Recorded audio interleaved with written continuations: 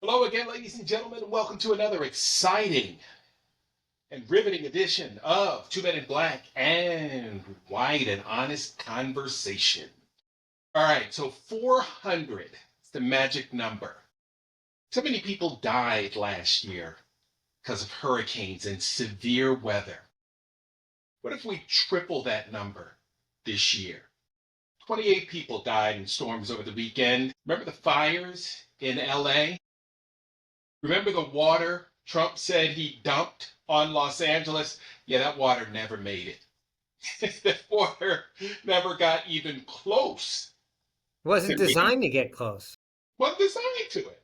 It wasn't designed to do that. Yeah. And in turn, he screwed the people in that Fresno area, Trump country, right? Because they need that water for this summer. It was 98 degrees in Phoenix yesterday. It's hotter than hell here in Atlanta.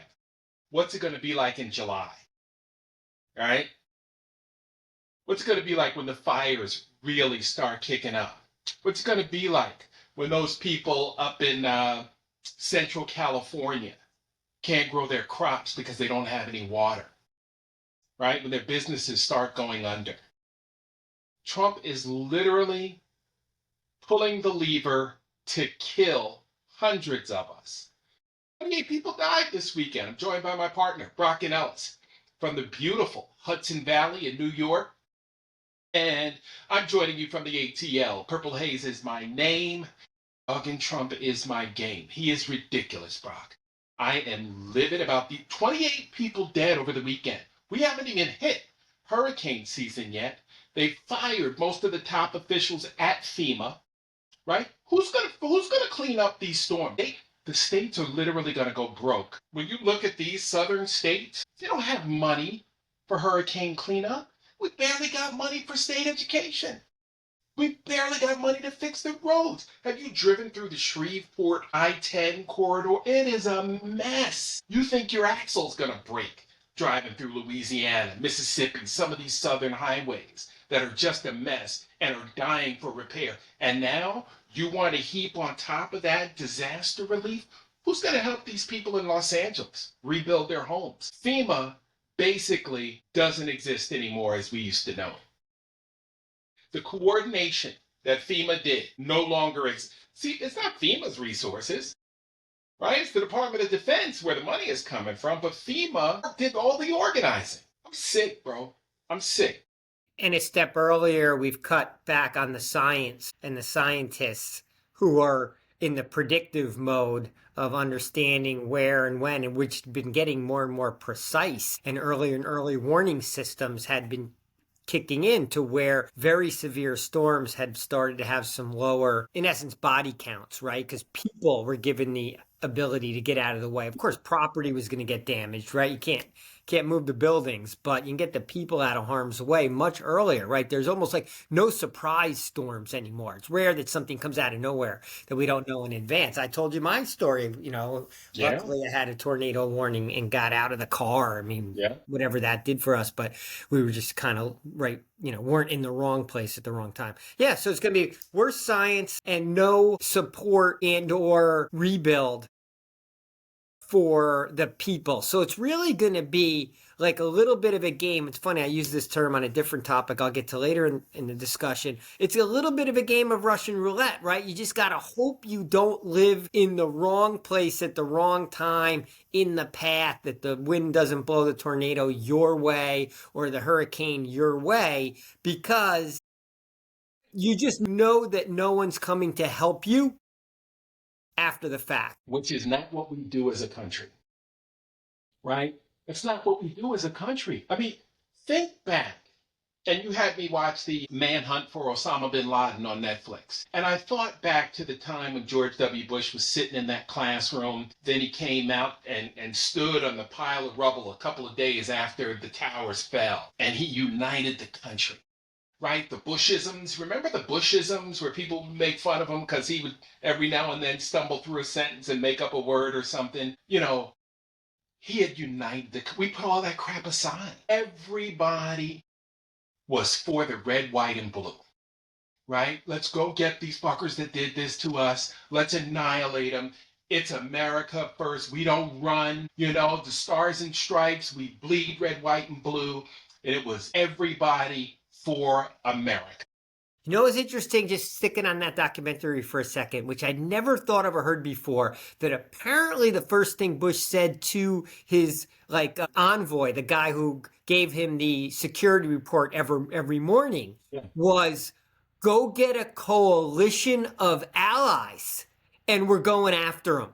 That was actually the sentence, that it started with get the allies together and we're going after them. And the world actually did band together with us and sent troops. Europe, Canada, all sent troops into harm's way on our behalf. And just think about imagining that moment now. Who would even answer that call? Who would even consider us an ally? Like, phone rings, like, France would be like, what? Who, us? Canada? Oh, 51st state? Wait a second. We got to send troops in to fight with you in the mountains of Nowheresville, Afghanistan. So that struck me as that comment.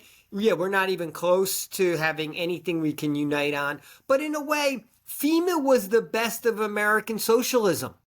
Oh, that word. Can't win a vote in Florida if you mention socialism. There goes the Cuban vote. No socialism. But it is. It's our tax dollars collectively from everybody who pays. Should include the 1%. It'd be nice if they joined the rest of us in paying taxes. Right. Pulled together, and then a whole team of people whose job it is to go anywhere, anytime, regardless of who the victim is of the negative circumstance, and deploy. And we collectively are paying for that deployment. We don't know if it's going to be us. We may never get a penny of benefit from FEMA. Hopefully and that's a good thing, right? No doubt. Right? But we feel good knowing, right? Turning the TV on and knowing that our resources, our goodness is we're standing up for our brothers and sisters who are in pain, and we've gladly had a portion of our income go to that. It's the best of socialism. Right. And we don't have it now. Push it to the states, starve it, don't have the best coordination possible, right? Don't have the best of the best people on it. Don't have any learning curve. Now 50 states have to learn by themselves the best way to do things instead of having, the collective knowledge flowing through one place. It's the best of bureaucracy. It's government at work in a positive way. Absolutely. And we threw it away. We've thrown it away. Right. Now think about this. We go to Los Angeles and look at the devastation from those fires. We were talking about 1,000 or so homes. Remember all those structures that were destroyed? And then think about all the buildings that were destroyed that were probably businesses, right? We had school buildings destroyed. Where are those kids going to go to school, right? When is that school going to be back up and running? It'd probably take 3-4 years to build a brand new school. And so, when the insurance adjuster comes up to your home, he doesn't ask you what's your political affiliation, right? When the FEMA person comes to your house and says, was this your home, right? We're going to cut you a check so you can start rebuilding. They don't ask you what your political affiliation is. They're not checking on that. This is about rebuilding your life. This is, what is California's economy, like the 5th largest in the world? Yes, I think it's number 7 right now. Yeah, I mean, it's vitally important, again, to the global economy of the world. And we're talking about displacing thousands of human beings that make that machine run. Are you kidding me? Like this guy, I saw a clip earlier today because I read an article on NOAA and all the cuts and, the cancer research, 30% down. I mean, it's insane. And I was listening, to the Trumpster, in the most elementary of sentences, he described, I just don't think FEMA's good. He had absolutely no data, I just don't think it's good. Really? Dum-dum? That's the best you got? You don't think it's good? He couldn't go a sentence deeper and explain why. No. Because he has no fucking idea. He has no fucking idea what any of these things do. Absolutely. And he doesn't know how it works, and he doesn't care about the people. So that's a deadly combination. And that's why we've got people that are going to die, right? 400 people last year, right? And that's when we had real good notice, right? Of storms and severe weather. Think about it this year. They've already, cut back on the weather balloons that they're launching. They're launching like half the number they used to. So think about like June 1st, hurricane season starts, right? The southern states, right? The Atlantic coast, we're going to feel it. We are definitely going to feel it. And don't forget, we had Superstorm Sandy up in New York. I mean, this thing could go as far. It can work its way. I mean, Yeah. things are so aberrant. You never know. Yeah, I mean, if it works its way up here, we're certainly not designed to handle it. And that's the problem. And there's the adult in the room who said to Trump, you probably ought to not get rid of FEMA. They fired him. Yeah. They They fired don't. him. No one wants. Yeah, no one wants the. They never. No one in the administration is allowed to say anything contrary to the Mad King. Like what we learn, unfortunately, it's after the fact, is in a way how functioning and how good much of our government is, because it's easy to say there's waste and fraud and this and that. And as we discussed, in any group of people, in any pot of money, there's going to be some problems, and no group of people is perfectly efficient, right? And if human beings are involved, there's going to be inefficiency, right? Because anytime we bitch and moan, then we're not at our most efficient. Well, when human beings get together, they gossip, they complain, they bitch, they moan, and all the like, right? That's human nature, so it's going to happen. So that's not the crux of what government does, right? Government's there to make lives better for the citizens. That's why citizens allow there to be a government. Otherwise, we would just run around in our own little militias and have our own little enclaves. We've chosen to band together because it's better for our security. It's better for our economics. It's better for our health. Our life expectancy should be higher when we actually band together versus when we're little enclave armies that don't trust each other. No doubt. But that's what we're stripping. That's what we're stripping the company back to. Right.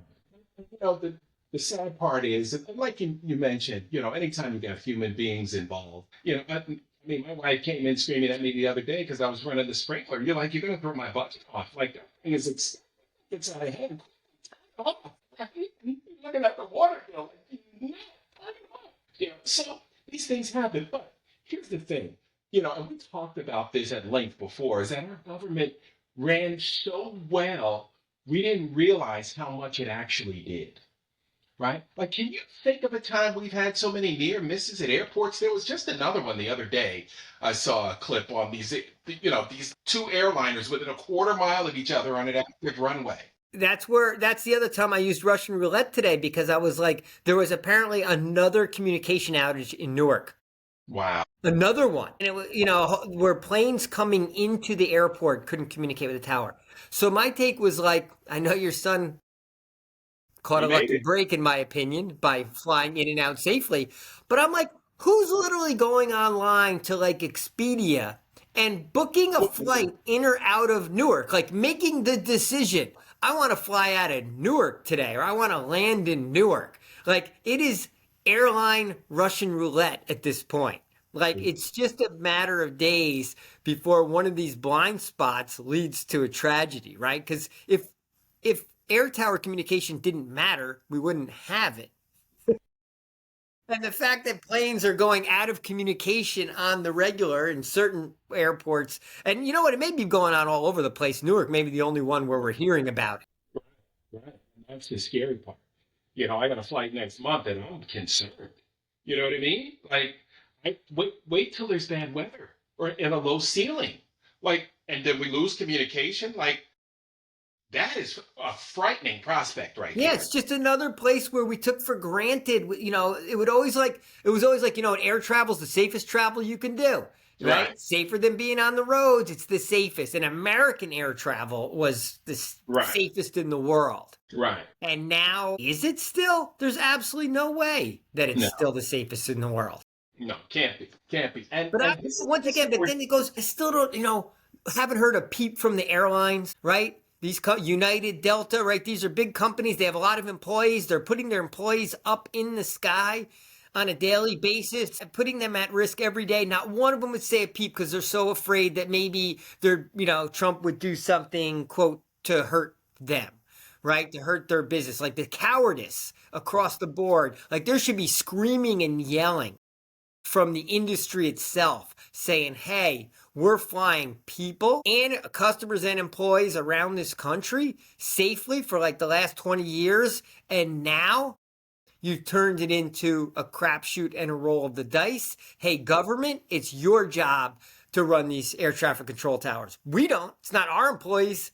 It's your federal employees. Right. And here's the thing. Where's the pilots union? The union should be really loud. The stewardesses. I mean, they lost a bunch of people in that DC crash, and I'm surprised the pilots aren't screaming and yelling more because they're the ones going out of communication. Their heart must skip a beat, right? When all of a sudden they're like, tower, tower, tower, tower, and they're going about 350 miles an hour and descending. Exactly. And, the fact that they had another near miss at Reagan National, right, with a helicopter. Yeah, after the last one. Yeah, it's like how would those flights not shut down immediately? The helicopters, not the commercial flights, but like helicopters could go around 50 miles. Who cares? Like it's a convenience. It's not a necessity. So look, these are all the problems of the government, slipping away. But Mark, it's going to get us back to that next topic, which is what triggers mass outrage to get people out on the streets, because when it's a daily atrocities and I don't want to say small things, right? 29 people die in Kentucky. Now, maybe they're not going to blame Trump for that because it's a natural disaster. I still feel like we're going to need something visual and visceral that's going to George Floyd-ish. Right. I hate to say it's going to be another plane crash because even a plane crash, we watched it. And that didn't move the needle. No. I don't know what's going to, how big and how dramatic it's going to have to be to shake up complacent America, because we're still kind of just taking the punches every day, right? The American people are just taking the punches every day. And these people need to be unseated, right? Dog killing Kristi Noem, these people are not suitable to lead. In no way, shape, or form do they have any redeeming quality as leaders. And that's the frightening part, is that we as Americans are sitting there. How are we watching our loved ones die, right? They cut the research on SIDS. We still don't know how SIDS work. How are children dying in their crib? They go to bed healthy, seem fine, and don't wake up the next day and they're gone. And we cut the research on it. RFK has no idea. He doesn't even know which department the research was under. Yeah. This guy is clueless. Yeah, we cut ALS research and he didn't even know it, right? He got questioned and he didn't know it. And now he's not going to allow us, anyone under 65 who's not deathly ill, to get the COVID boosters, right? They're going to try to limit our access. So going to even take away the choice to continue to be properly immunized against this, what still is a once in a century virus that has no real cure. So when you get it, there's no, people with long COVID, they still don't know. They don't really have anything they can do for them. You just hope you don't get a serious version of it. Right. I mean, so we're not, so now we're, once again, the scorecard of life expectancy, right? We're just going to do more and more things to lower the quality of life and the longevity of life of the typical American, all because 1%. We want more racism. Yeah. Oh, yeah. A bunch of white elites want to be able to turn this into some techno enclave, that we're cleansing America down to a Christian nation. I guess though that's the philosophies behind what's going on. The rest of us need to step up, band together, unify, and fight back, and really fight back. Not write strongly worded letters, not keep defending from one atrocity to another. Actually go on the offensive and figure out the strategy for impeach, convict, and remove. Exactly. The other thing is, why do we have to wait for another George Floyd-ish type incident or another, horrific plane crash or for two planes to collide in midair? Why do we have to wait? Because you told me why. I learned this from you. Because white America's too comfortable, and black America's not going to lead the charge until they see comfortable white America out in front taking some licks first. Right. And they'll come behind after they've seen that they have some real allies out there. Because if they go out there first, they're going to get beat down, gunned down, locked up like our congresswoman in New Jersey. Mhm. Black congresswoman in New Jersey. For what? Elena Haba is not a serious person, right? What is she, the acting deputy? Yeah, but she has a serious job. She's got a serious job for an unserious person who really is helping, right, dismantle the Department of Justice. They've thrown the rule of law out the window. You can't get them to do anything that's not political, right? Everything they do is based on the political lens and how they see, their standing versus the potential defendant. That's all this is about. This is a dog and pony show. This is retribution 2.0. Here we go with the Trumpster. Yeah, it's intimidating, and with a dose of intimidation, right? Right. To keep the next person, stay in line or else. Or else, right. But why are we succumbing to that? This is not the United States that I know. This is not the SEAL Team 6 that we know, right? The United States, right, has been, we fought for, nobody reads anymore, so people forgot that we fought for our independence, right? And now it almost appears as if we don't fight for our independence in the year after death of 2025, we're going to end up like these other countries that are run by despots, the Kim Jong Uns, the Vladimir Putins of the world, right? That's what's the MBS over in Saudi Arabia. Like, is that what we want? Like, we want to, I guess so. I guess we want to be able to tell our women what to do with their bodies. We want to be able to tell people what medicine they can and can't have. We want to be able to, not help people recover financially. We don't want people to have a fair and just opportunity at achieving the American dream, which is literally no more. And the Democratic Party wants to play around with Jake Tapper and that other joker and talk about Joe Biden, all the while, thinking that, there's a few still playing battleground states. We got to win the House in 18 months with, this Ken Martin guy who now wants to get rid of Malcolm Kenyatta and David Hogg because they're stirring up too much trouble because they're like these old timer Democrats aren't fighting hard enough. Yeah. And they don't want to hear it from any young people. So they're going to try to push them out of the party, which is disaster. So that's part of why we don't have good messaging and good leadership is because there's no unified message on the left. No one's willing to deliver it. I argue the Democratic Party never really says what they really feel, but they have a problem as well. They, the same old, bros want to be running shit forever. Chuck Schumer, no one ever wants to give up their seat or their power. So it's the hang on for dear life party. And it's not a party that knows how to fight. I mean, we've learned that in our lifetime. It's not. And we're in a fight. So it's the wrong time for a party. This might be a decent party if the Democrats had the president and both houses. Right? They'd probably be good at legislation. They probably hammer out some really good policy and the like. But it's not a good party to be an opposition party that's in a fight for the soul and maybe the future of the country, where it's like more of a bare knuckle brawl, and it takes people with energy and guts and a willingness to not just be thinking about their own personal political status in the moment. Or aspiration. And aspirations, and we'll just say what needs to be said, and maybe fight a grander war than the one for themselves, and that's where we're stuck. Right, and the problem is, Brock, and you and I, we're closer to the end than the beginning, but we understand that young people have to get involved in this. This is their planet. Like you and I, if we're healthy, we got 25 left. 25 to 27, that would be awesome if we made it to 85. Yeah.